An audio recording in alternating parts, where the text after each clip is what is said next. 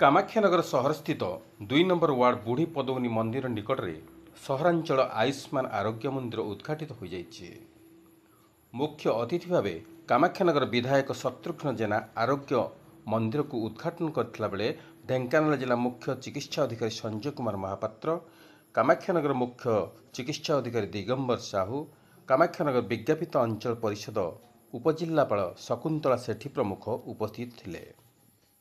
ଏହି ଆରୋଗ୍ୟ ମନ୍ଦିର ସକାଳ 8ଟାରୁ 11ଟା ଏବଂ ଅପରାହ୍ନ 4ଟାରୁ ସନ୍ଧ୍ୟା 7 ଘଟିକା ପର୍ଯ୍ୟନ୍ତ ଖୋଲାଯିବାକୁ ଥିଲାବେଳେ ଏହାର ସୁବିଧା ଉଠାଇବା ପାଇଁ ସ୍ୱାସ୍ଥ୍ୟ ଓ ପରିବାର କଲ୍ୟାଣ ବିଭାଗ ତରଫରୁ ସ୍ଥାନୀୟ ବାସିନ୍ଦାଙ୍କୁ ଅନୁରୋଧ କରାଯାଇଛି। ଏହି କାର୍ଯ୍ୟକ୍ରମକୁ କାମାଖ୍ୟାନଗର ଉପଖଣ୍ଡ ଚିକିତ୍ସାଳୟ ପରିଚାଳିକା ରଶ୍ମି ପ୍ରଭା ସାମଲ ପରିଚାଳନା କରିଥିଲା ବେଳେ ସ୍ୱାସ୍ଥ୍ୟ ଓ ପରିବାର କଲ୍ୟାଣ ବିଭାଗର ବହୁ ଅଧିକାରୀ ଓ କର୍ମଚାରୀ ଉପସ୍ଥିତ ଥିଲେ। କାମାଖ୍ୟାନଗରରୁ तरणीचंद बारिक रिपोर्ट, अष्टकिला न्यूज।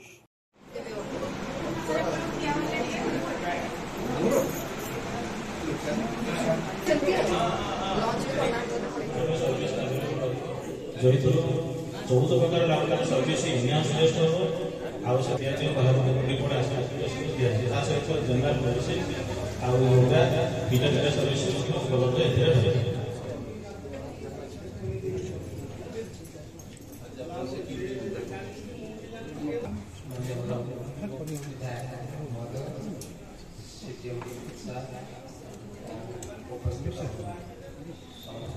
फार्मासी कार्य करेंगे।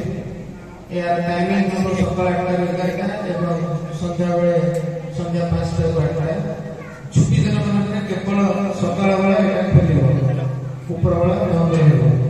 तेणु मोर आम गणना उपस्थित अच्छा प्रिय सिटी ढेंकानाल प्रिय कामाख्यानगर एवं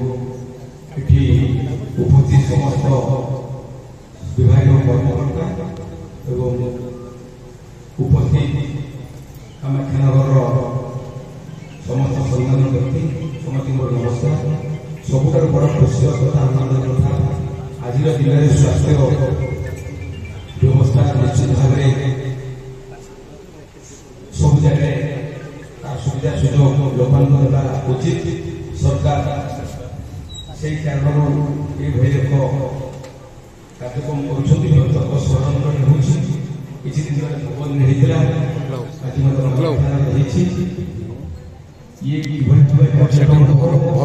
आज जो आरोग्य सारा राज्य